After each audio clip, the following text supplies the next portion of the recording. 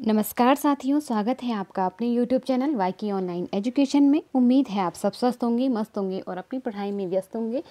दोस्तों, उत्तराखंड एलटी की तैयारी हम कर रहे हैं, जिसमें हम आपके जो फर्स्ट पेपर के तहत यहाँ पे कुछ टॉपिक मैंने आपको पढ़ाए हैं, जिसमें प्रीवियस टॉपिक जैसे सर्व शिक्षा अभियान हो गया, माध्यमिक शिक्षा आयोग हो गया, उच्च शिक्षा के लिए जो विश्वविद्यालय आयोग हो गया, और भी बहुत सारी वीडियोस मैंने आपको रमसा पढ़ाया है, रूसा पढ़ाया है। और अगर आपने प्रीवियस वीडियोस नहीं देखे हैं तो आप चैनल पर जाकर के ज़रूर देख लीजिए। प्लेलिस्ट में आपको सारे लिंक मिल जाएंगे।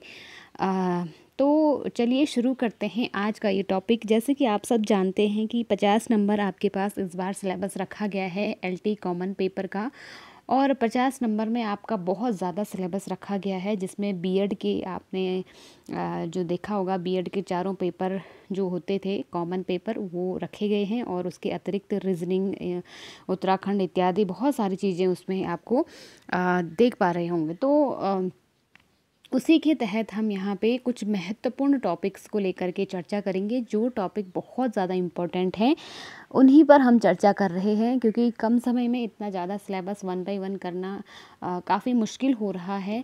तो मैं उन्हीं टॉपिक्स को यहाँ पे उठा रही हूँ जो आपकी परीक्षा की दृष्टि से बहुत ज़्यादा महत्वपूर्ण है, जहाँ से क्वेश्चन बनने की 100% चांसेस हैं। तो चलिए शुरू करते हैं। उन्हीं में से एक टॉपिक है आपका NCERT और NCTE। तो आगे हम NCTE को भी पढ़ेंगे, पहले हम NCERT के बारे में जानेंगे।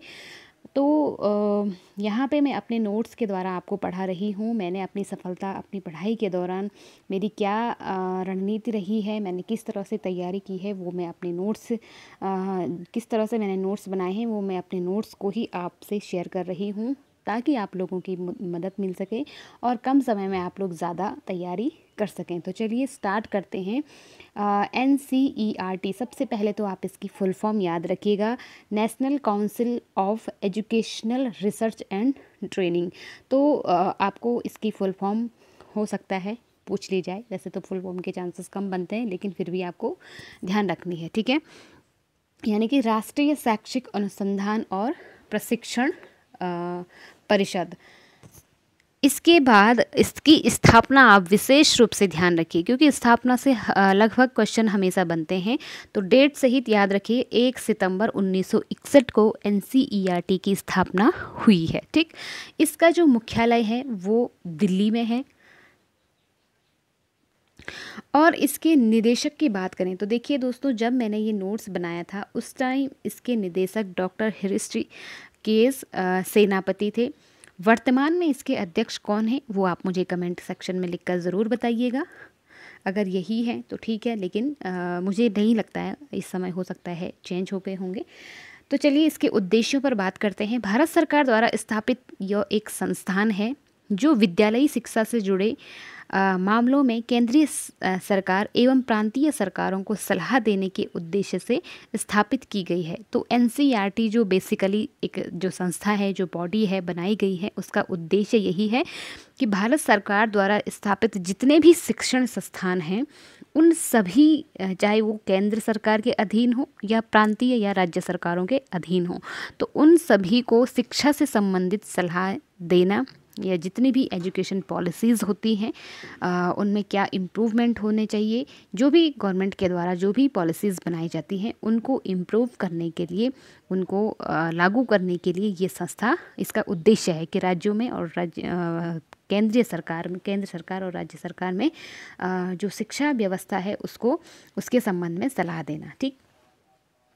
इसके अतिरिक्त यह परिषद भारत में स्कूली शिक्षा संबंधी सभी नीतियों पर कार्य करती है। तो यानी कि मैंने अभी बताया था ना कि स्कूल शिक्षा से संबंधित क्या इम्प्रूवमेंट होने चाहिए, क्या नई नई पॉलिसीज़ लागू होनी चाहिए, उसके लिए जो भी कमेटियां बनती हैं, जो भी रूल्स बनते हैं, उनको उन नीतियों पर जो है कार्य करने का काम करती है NCERT, ठीक। चलिए इसके अतिरिक्त अब थोड़ा सा हम यहाँ पे देख लेते हैं NCERT की सहयोगी शैक्षिक विभाग, यानी कि इसके तहत जो अन्य विभाग इसमें सहयोग करते हैं उनमें है लेखा सूचना इकाई, विज्ञान विभाग, ठीक, विज्ञान विभाग हो गया। इसके अतिरिक्त बेसिक शिक्षा विभाग हो गया, सामाजिक विज्ञान व मानविकी विभाग। तो इन विभागों को आप ध्यान रखिएगा। हो सकता है आपसे क्वेश्चन में ये पूछ लिया जाए कि एनसीईआरटी के सहयोगी शैक्षिक विभाग इनमें से कौन सा नहीं है। तो आपसे 3 नाम मान लो ये दे दिए और चौथा कुछ और दे दिया, तो आपको चारों के चारों नाम याद होने चाहिए। ठीक है, ये 4 विभाग जो हैं इसके साथ सहयोग करते हैं।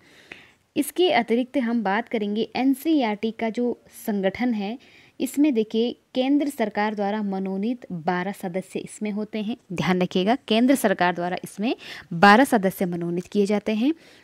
इसके बाद दिल्ली विश्वविद्यालय के जो कुलपति होते हैं वो भी इसके सदस्य होते हैं। इसके जो अध्यक्ष होते हैं मानव संसाधन विकास मंत्री यानी कि शिक्षा मंत्री, जो ह्यूमन रिसोर्स डेवलपमेंट मिनिस्टर होते हैं, यानी कि भारत सरकार के अधीन जो शिक्षा मंत्री होते हैं वो इसके अध्यक्ष होते हैं। ठीक, प्रत्येक राज्य सरकार का एक एक प्रतिनिधि भी इसमें भागीदार होता है। ठीक है, प्रत्येक राज्य सरकार का। इसके अतिरिक्त यह राष्ट्रीय प्रतिभा खोज योजना का आयोजन करता है। तो जो राष्ट्रीय स्तर पर जो प्रतिभा खोज योजनाएं चलती हैं उसका भी ये आयोजन करता है। कौन? एनसीईआरटी, है ना। इसका अगर ध्येय वाक्य, थोड़ा इस ध्येय वाक्य को आप ध्यान रखें, विद्या अमृत श्रुते, यानी कि मनुष्य जो है विद्या के द्वारा ही अमृत तत्व को प्राप्त कर सकता है। इस ध्येय वाक्य को आप ध्यान रखेंगे। और जो ये ध्येय वाक्य है ये संस्कृत में है और किससे लिया गया है? एक उपनिषद है जिसका नाम है ईशावापोनिषद, तो इससे ये लिया गया है। ठीक, कुछ बहुत इंपॉर्टेंट चीज़ें आप यहाँ पे एक और ध्यान रखेंगे। इसके जो क्षेत्रीय संस्थान है यानी क्षेत्रीय जो कार्यालय हैं वो 5 क्षेत्रीय कार्यालय हैं, इनसे क्वेश्चन बनने के चांसेस पूरे हैं। ठीक है, तो पाँचों के पाँचों क्षेत्रीय जो संस्थान हैं, जो कार्यालय हैं, उन्हें आप ध्यान रखना है। अजमेर है, भोपाल है, भुवनेश्वर है, मैसूर है और शिलोंग है। ठीक है, तो भारत की चारों दिशाओं में कह सकते हैं ये जो इनके क्षेत्रीय संस्थान हैं ये कार्यरत हैं। और इनका जो कार्य है, इसका जो कार्य है अखिल भारतीय शैक्षिक सर्वेक्षण करना, जो शिक्षा के स्तर पर क्या क्या कार्य योजनाएं बनी हैं, क्या क्या कहाँ किस तरह की शिक्षा प्रणाली चल रही है, तो इसका जो कार्य है ये इसका क्या है? शैक्षिक सर्वेक्षण करना। इसके बाद दूसरा है जवाहरलाल नेहरू राष्ट्रीय विज्ञान प्रदर्शनी का आयोजन करना। और तीसरा है विभिन्न शैक्षिक पत्रिकाओं का प्रकाशन करना। तो जो विभिन्न शैक्षिक पत्रिकाएं प्रकाशित होती हैं उनको भी अप्रूव करता है कौन? एनसीईआरटी। ठीक, तो उम्मीद है दोस्तों एनसीईआरटी से आपको जो भी चीज़ें मैंने इम्पोर्टेंट बताई हैं वो आपको समझ में आई होंगी। इनको ऐसे ही आप नोट डाउन करते रहिए और इनके जो निदेशक हैं वर्तमान में उनको आप ज़रूर सर्च करना और ज़रूर मुझे कमेंट सेक्शन में बताना, क्योंकि हो सकता है सही क्वेश्चन बन जाए, है ना। तो इसके बाद हम पढ़ते हैं एनसीटीई। ठीक है, तो देखिए दोस्तों एनसीटीई जो है national council of teachers education, teachers से आप समझ गए होंगे कि टीचर से रिलेटेड ये है। राष्ट्रीय शिक्षक शिक्षा परिषद, तो शिक्षकों की शिक्षा के लिए भी एक परिषद बनाई गई है जिसका नाम है एनसीटीई। इसकी स्थापना 1973 ईस्वी में हुई थी। राष्ट्रीय शिक्षक शिक्षा परिषद अधिनियम के तहत, और वो अधिनियम कब पारित हुआ था? NCTE act 1993। तो ये बात आप विशेष रूप से ध्यान रखिए कि जो ये एक्ट पारित हुआ था ये कब हुआ था? तो ये हुआ था आपका अधिनियम 17 अगस्त 1993 को। जो ये माफ़ कीजिएगा, आपका जो राष्ट्रीय शिक्षक शिक्षा परिषद अधिनियम एक्ट था वो 1993 में पारित हुआ था। इसके अंतर्गत इसे स्वायत्तता का जो दर्जा था वो कब मिला था? 17 अगस्त 1995 में। तो 3 क्वेश्चन यहाँ से आपको ध्यान रखने हैं। एक तो ये कब लागू हुआ था, मतलब इसकी स्थापना कब हुई थी? तो स्थापना 1973 में हुई थी एनसीटीई की। इसको किस अधिनियम के तहत इसको बनाया गया था? तो इसको जो एनसीटीई एक्ट था 1993 उसके तहत इसकी स्थापना हुई। और इसको जो स्वायत्तता का दर्जा है 1995 में राष्ट्रीय शिक्षक शिक्षा परिषद अधिनियम एक्ट 1993 के तहत इसे स्वायत्तता का दर्जा 1995 में दिया गया था। ठीक है, तो ये आपको ध्यान रखना है। और इसका जो मुख्यालय है वो दिल्ली में है।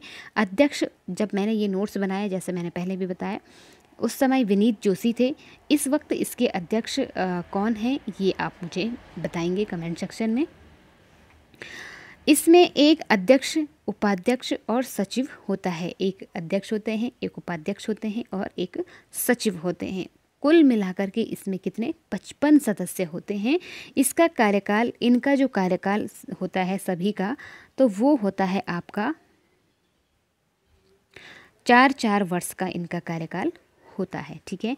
इसके अतिरिक्त एनसीटीई के कार्य या उद्देश्यों की अगर हम बात करें तो पूरे देश में शिक्षक शिक्षा प्रणाली को नियोजित व समन्वित करना इसका सबसे पहला कार्य होता है। ठीक, पूरे देश में जो शिक्षक शिक्षा प्रणाली है, यानी टीचर्स की जो ट्रेनिंग्स वगैरह वगैरह होता है ना, तो उनसे, यानी कि टीचर्स के लिए क्या सुविधाएं होनी चाहिए, क्या योजनाएं होनी चाहिए, क्या वेतन होने चाहिए, क्या भत्ते, मतलब हर चीज़ टीचर से रिलेटेड जितनी भी चीज़ें होती हैं ना, वो सारी डिसाइड करती है एनसीटीई।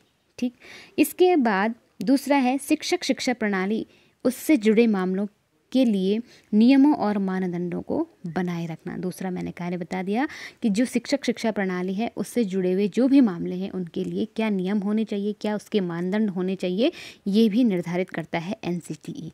तीसरा है स्कूलों गैर औपचारिक तथा अंशकालिक शिक्षा, वयस्क शिक्षा, पत्राचार और दूरस्थ शिक्षा पाठ्यक्रमों में पूर्व प्राथमिक, माध्यमिक और वरिष्ठ माध्यमिक चरणों को पढ़ाने के लिए व्यक्तियों को प्रशिक्षित करना। यानी कि कौन सा शिक्षक जो है किस स्तर के योग्य है, उसकी योग्यताएं किस स्तर के लिए कौन सी हैं, तो ये सब भी निर्धारित करता है एनसीटीई। ठीक, उम्मीद है दोस्तों आप समझ पा रहे होंगे।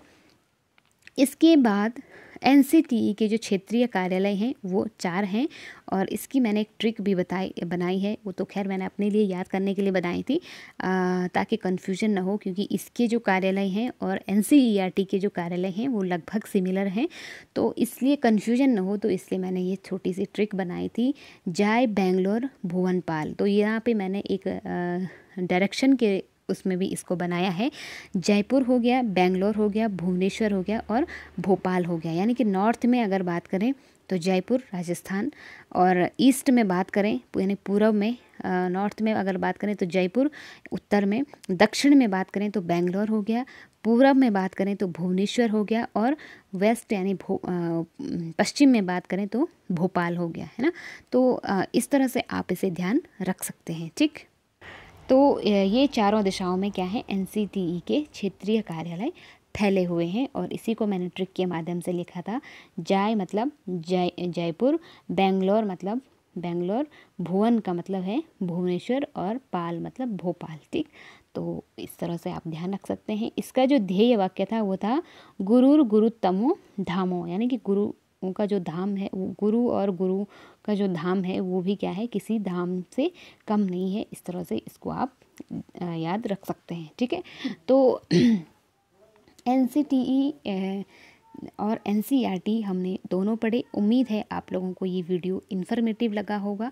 मैंने कोशिश की है कि इससे कोई फैक्ट छूट ना पाए, फिर भी अगर कुछ छूट जाए तो मैं आपको अगले वीडियो में किसी वीडियो में ज़रूर आपको बताऊंगी।